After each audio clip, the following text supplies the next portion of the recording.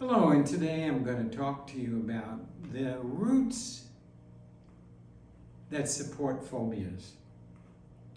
For some of you, you already discovered that phobias can be difficult to treat, or that depending on what method you use, the phobia disappears for a while, but comes back. The problem is that there are some phobias but very few, that occur in a very conscious state, whatever the trigger was. For instance, if you were flying on the airline where one engine recently burst into flames and 2/3 of the engine fell off the plane. The plane did land safely, but you were looking out the window and you saw that. If you had tremendous anxiety about flying, or should a phobia to flying begin to evolve, then I'd say with NLP or with coaching, there are some things that might diminish, or might not, because that scary experience may connect to other traumatic experiences where you thought you would die. You see, trauma occurs when we are being overwhelmed. Our biological way of handling the situation is overwhelming, and often we can't fight, we can't run away. Even if we go numb, we're still going to be helpless, and we feel that we might die, or another person or someone we care about might die. So this example I use of a plane, even that phobia where you can say, oh, we can see the connection and so on, there's a great likelihood that it won't stay dormant after it's disappeared for a while, because it's connected to a helpless situation in which they thought they might die. And that's what is the base of the iceberg.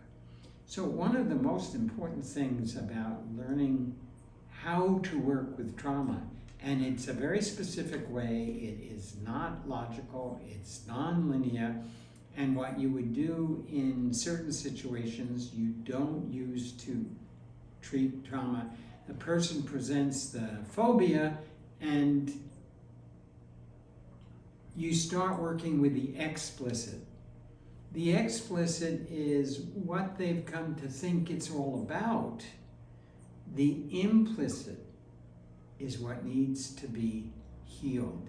And the implicit is the trauma that left them feeling helpless and hopeless and disillusioned, and that they might die. And then it comes up and attaches eventually to something in the external world. Let me give you an example. This was a surprise to me. It was very typical in Mexico. I have not seen it that typical in Brazil or the United States. I had 3 Mexican women, clients who came to me, and they were all terrified of getting on a plane and traveling. They were professional women, and they had to travel, not only through Mexico, but to other countries in the world by plane. All 3 of them realized that they were putting their job in jeopardy. They loved their jobs.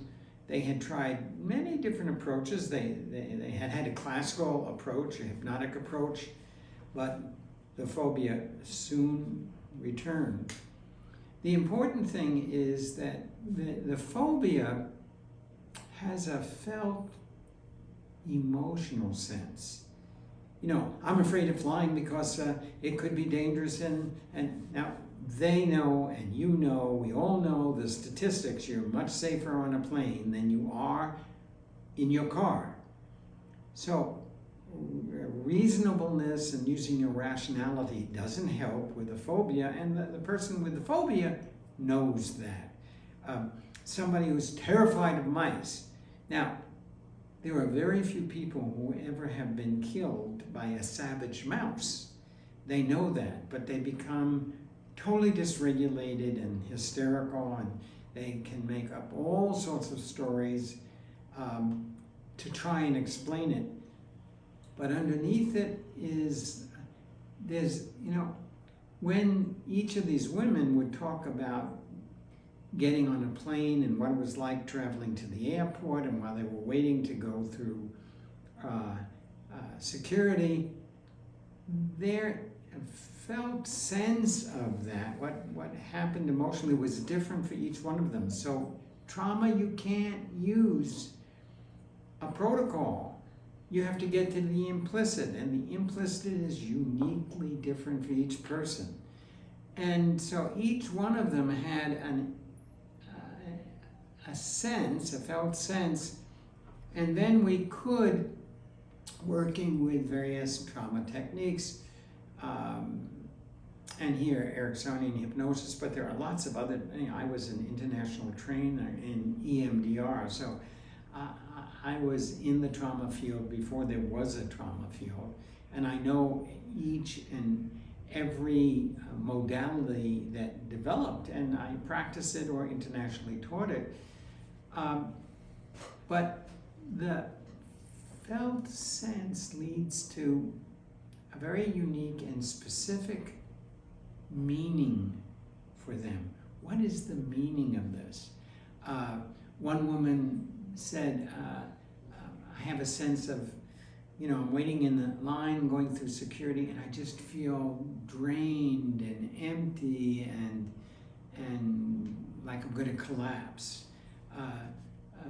The second woman said, on the way to the airport, I get so nervous, and I'm afraid what happens if I miss the plane, but what happens if I make the plane, and I have so much anxiety. Now, interesting enough, as we went deeper and deeper for what could this mean for them? What emerged with all three women was that all three had terminated a pregnancy. And symbolically, the plane had become the womb, and they were going to get into the womb, and it re-triggered in different ways for each one of those women. Now, they had terminated pregnancy. It made all sorts of sense, but remember that Mexico is a very, very, very seriously Catholic country. All sorts of condemnation. Now, nobody knew about it, but they knew about it. Maybe one or two of the family members knew about it. And even though intellectually and rationally they had made a sound decision and choice for them, the trauma of the collective meaning of that they terminated pregnancy and their connection to the Catholic faith, and what happened when they got into a plane.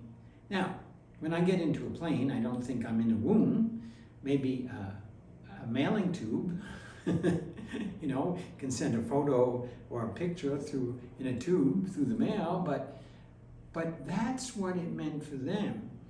Once we got to the felt meaning, and then there were various ways of helping them to process the meaning of that experience for them, which they were never able to even talk about with anyone, let alone even acknowledge. It had deep meaning, even though they would still have done the same thing today.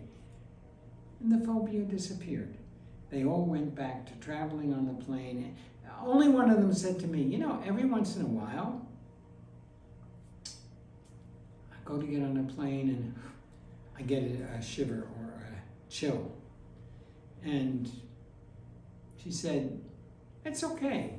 It reminds me that I made important decisions in my life and there are consequences, and I'm happy with what I did and what I'm doing, and I'm not afraid of going on a plane anymore. So I want to point out to you is that when an obsessive thinking complex emerges, or when we have phobias, that they often defeat the therapist and they often disillusion the client because we apply all sorts of things to the explicit. The implicit roots of trauma need to be addressed. Otherwise, the phobia may not stay dormant, or it will appear in another form. So learning how to guide and accompany your client from the explicit to the implicit, and then what techniques to use, what kind of improvisation, because the meaning for one of those women was not the meaning for the second woman, was not the meaning for the third woman. And I was surprised because I've never had female clients who were afraid of flying, where the meaning was terminating a pregnancy. But for these three, and they were all Mexican, so I don't know, but I'm curious to know. I imagine that the ingrained Catholicism in Mexico, their particular brand of Catholicism, going back generations, was a big influence, but that doesn't matter. When we got to the implicit and then improvised with appropriate techniques for healing trauma, these women were liberated and had the resilience and the resources to continue moving forward in their life. That's the importance of knowing how to work with trauma.